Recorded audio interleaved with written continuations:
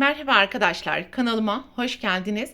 Bugünkü videomda pek çok farklı alanlarda değerlendirebileceğiniz tığ işi mini kare motif yapılışını anlatacağım. Umarım sizler için faydalı bir video olur. Anlatımını yapacağım kare motifleri bebek battaniyesi, yatak örtüsü, masa örtüsü, runner ya da şal gibi farklı alanlarda değerlendirebilirsiniz. Modelin anlatımını yaparken Alize Cotton Gold iplik kullanacağım. Tığ numarası olarak ise 2,5 milimetre ile motifleri öreceğiz. Hazırsanız haydi vakit kaybetmeden motiflerin yapılışına başlayalım. Motifin yapılışına sihirli halka yaparak başlayalım. 4 adet zincir. Halkanın içerisine ikili trabzan. Birinci boşluğu oluşturmuş olduk. Bir zincir, halkanın içerisine ikili trabzan ve aralarında bir zincir yaparak halkanın içerisine toplam 8 tane boşluk oluşturacağız.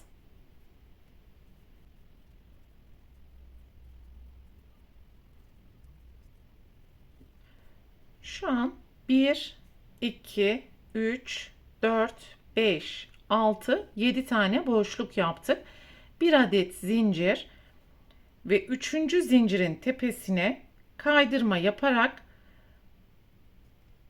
birleştireceğiz. Bir zincir, ipi burada kopartarak ikinci renge geçiş yapacağız.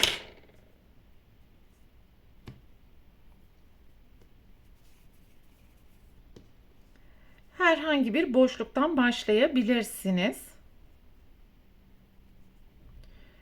3 adet zincir ve halkanın içerisine 5 kez ilmek yükselterek fıstık yapalım.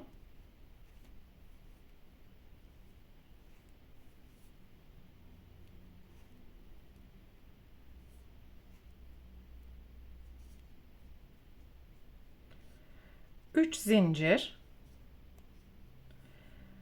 Sonraki boşluğa da tekrar fıstık yapacağız ve bu işlemi bütün bir zincir boşluklarına yapacağız. Yan yana toplam 8 tane fıstık oluşturmuş olacağız. Her fıstığın arasında da 3 adet zincir yapalım.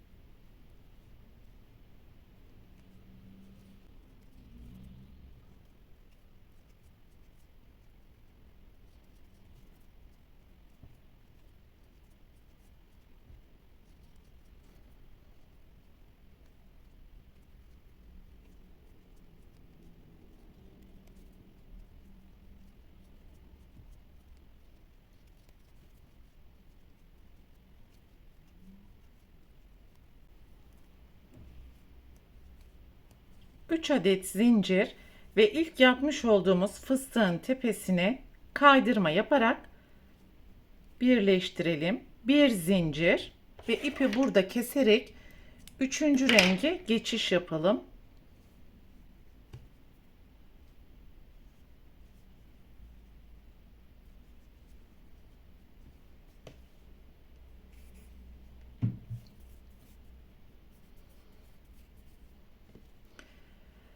Herhangi bir iki fıstığın ortasından başlayabilirsiniz. 3 adet zincir. Aynı boşluğun içerisine 3 tane ikili trabzan yapalım. Başlangıç zinciri ile birlikte toplam 4 tane trabzan olmuş olacak.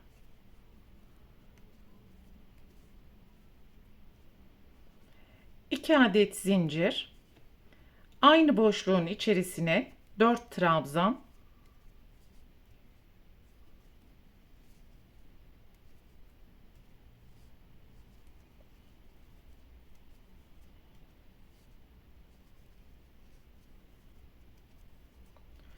Burası bizim birinci köşemiz olmuş oldu. 3 adet zincir, bir tane boşluk atlayarak sonraki boşluğun içerisine ikinci köşe için 4 trabzan, 2 zincir, 4 trabzan yapalım.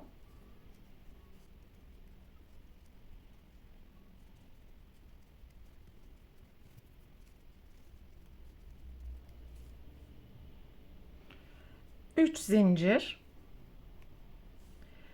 bir boşluk atlayarak sonraki boşluğa üçüncü köşeyi yapalım ve bu şekilde sıra sonuna kadar yapmaya devam edelim.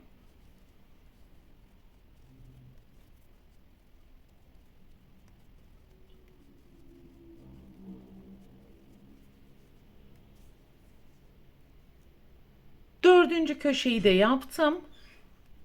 3 adet zincir, ilk yapmış olduğumuz başlangıç zincirinin tepesine kaydırma yaparak sırayı tamamlıyoruz. Bir zincir, ipi burada keserek beyaz renge geçiş yapacağım.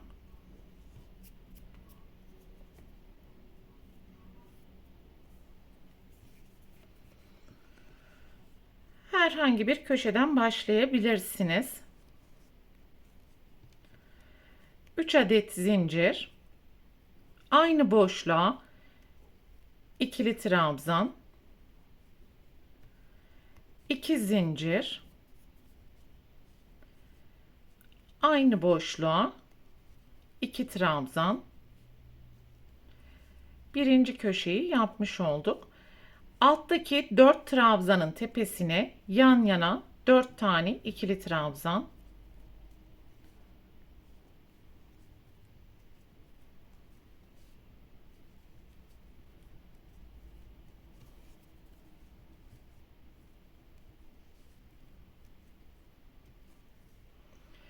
ve burada sarı renk ile atlamış olduğumuz birinci boşluğun içerisinden tığ geçirerek bu boşluğun içerisine 3 tane üçlü trabzan yapalım.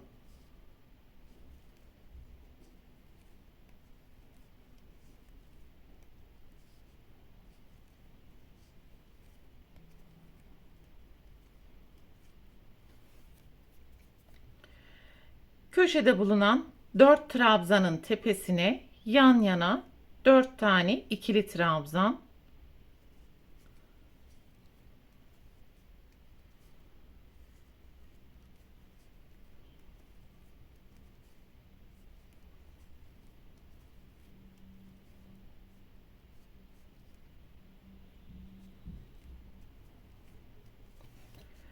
köşeye 2 trabzan, 2 zincir, 2 trabzan,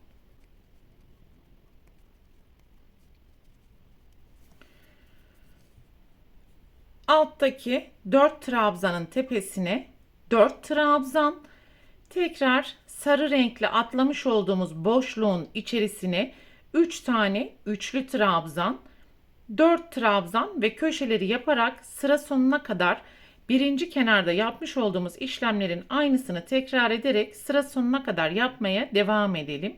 Sıranın sonuna yaklaştım ve birinci köşedeki 4 adet trabzanın tepesine de yan yana 4 tane trabzan yapalım.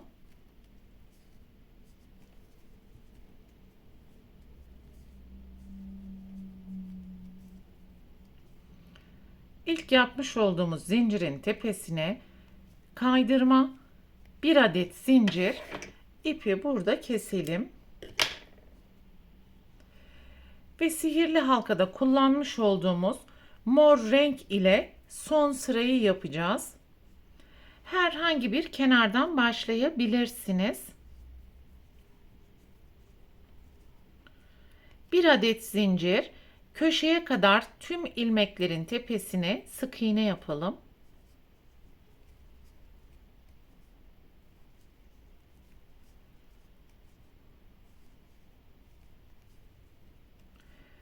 Köşeye 5 tane sık iğne.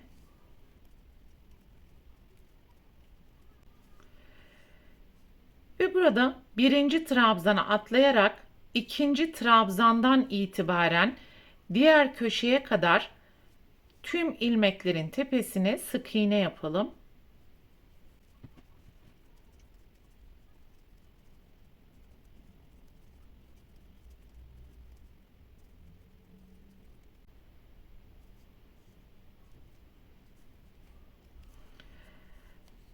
Kenarlarda sıranın başında ilk trabzanın tepesine sık iğne yapmıyoruz, fakat son trabzanın tepesine mutlaka sık iğne yapalım. Köşeye 5 tane sık iğne.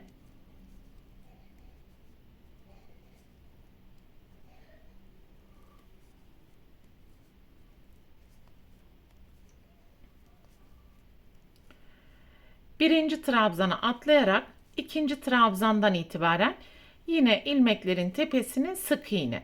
Köşelerde 5 tane sık iğne. Kenardaki son trabzanın tepesine sık iğne yapmayı unutmayalım ve bu şekilde sıra sonuna kadar yapmaya devam edeceğiz. Sıranın sonuna geldiğimiz zaman son trabzanın tepesine de sık iğne yapalım ve sık iğneden sonra ipi burada keserek gizli birleştirme işlemini gerçekleştireceğiz.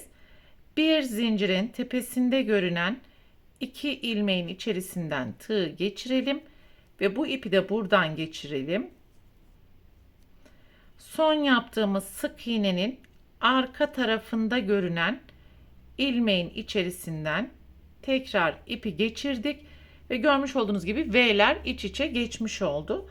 Bu ipi de arka taraftaki ilmeklerin arasından gizleyebildiğimiz kadar gizleyelim ve buraya düğüm yapalım ki burası sökülmesin.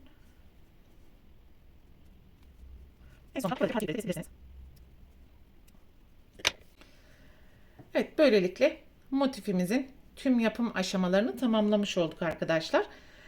Bu videoda anlatacaklarım bunlardan ibaretti. Umarım sizler için faydalı bir video olmuştur. Sonraki örgü eğitim videosunda görüşene dek lütfen kanalıma abone olarak videomu beğenmeyi unutmayın. Hoşça kalın.